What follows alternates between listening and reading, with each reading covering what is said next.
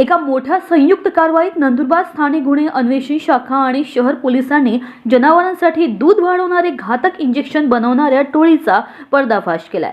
पोलिसांनी शहरातील गवळीवाडा परिसरातील एका घरावर छापा टाकला आणि अंदाजे 20,20,000 रुपयांचा बेकायदेशीर रसायनांचा साठा जप्त केलाय। पोलिसांच्या म्हणण्यानुसार गाय आणि म्हशींचे दूध उत्पादन वाढवण्यासाठी बंदी घातलेल्या आणि विषारी रसायनांचा वापर करून इंजेक्शन तयार केले जात होते। हे केवळ प्राण्यांसाठीच नाही तर मानवी आरोग्यासाठी देखील अत्यंत हानिकारक आणि घातक ठरू शकते।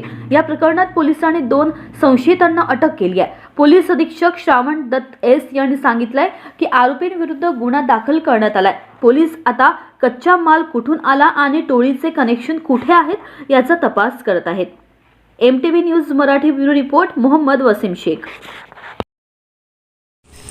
सर, नंदुरबार शहरामध्ये काही भेसळयुक्त दुधासाठी काहीतरी औषधे वापरले जात होते असं काही प्रकार समोर आलेला आहे। नेमका काय विषय आहे आणि कितीचा मुद्देमाल सापडलेला आहे?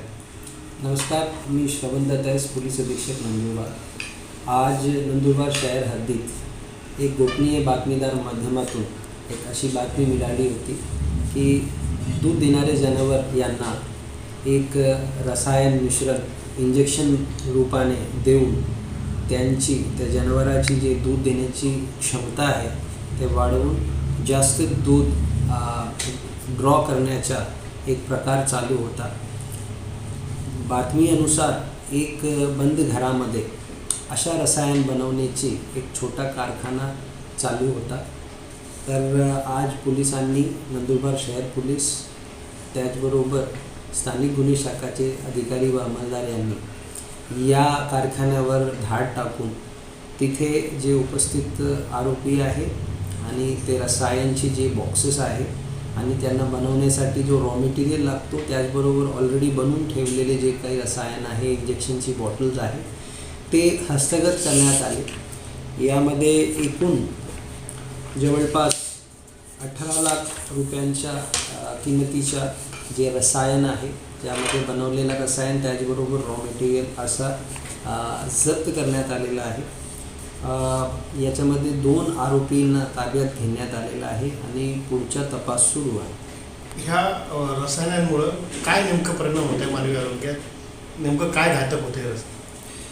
सध्या त्या रसायनाबाबत अजून तपास करून त्याचे जे काही साईड इफेक्ट्स आहे, त्याच्यामुळे होणारे जे काही दुष्परिणाम आहे ते आपण ऑफिशियली तपासामध्ये त्याची जे एक्सपर्ट्स आहेत त्यांच्याकडून रिपोर्ट्स घेऊ।